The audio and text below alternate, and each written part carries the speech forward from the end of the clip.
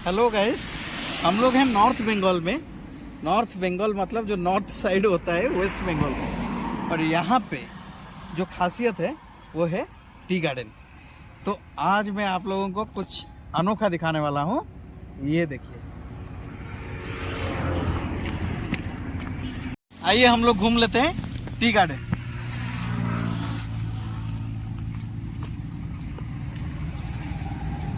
I am sure कि आप लोगों में से बहुत सारे लोग टी गार्डन नहीं देखे होंगे, तो ये मेरा एक कोशिश है कि आप लोगों को टी गार्डन दिखाया जाए।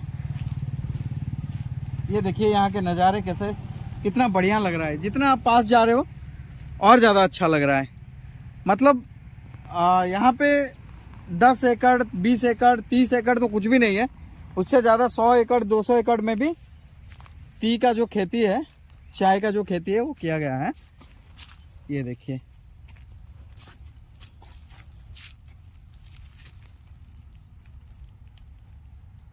दोस्तों टी गार्डन घूमना हो गया।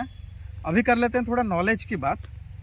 बहुत सारे लोगों को पता नहीं होगा कि टी बनाया कैसे जाता है। जहाँ तक मेरा नॉलेज है, क्योंकि आसाम में मैं 2-4 साल रहा था, क्योंकि मेरा अंडर ग्रेजुएट भी वहीं पे हुआ था और मैं एग्रीकल्चर से किया था।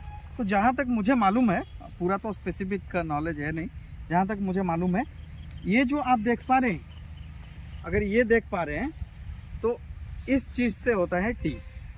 ये जो बहुत ही छोटा छोटा पत्ता है, इसी को निकाल के लेके पहले ड्राई करते हैं, ड्राई करके ग्राइंड करते हैं। ग्राइंड करने के बाद अगर आपको ग्रैन्युअल्स चाहिए तो ग्रैन्युअल्स मिल जाएंगे, नहीं अगर पत्ता चाहिए तो पत्ता वाला भी मिल जाएगा। तो ये जो प्लांटेशन होता है, जितना तक मुझे पता है कि ये प्लांटेशन 5 से 7 साल तक रहता है और 5 to 7 ईयर्स तक इसको क्या हर साल हार्वेस्ट होने के बाद ऐसे कटिंग कर दिया जाता है। इसको बढ़ने नहीं दिया जाता है, इतना ही हाइट रहता है, कटिंग कर दिया जाता है।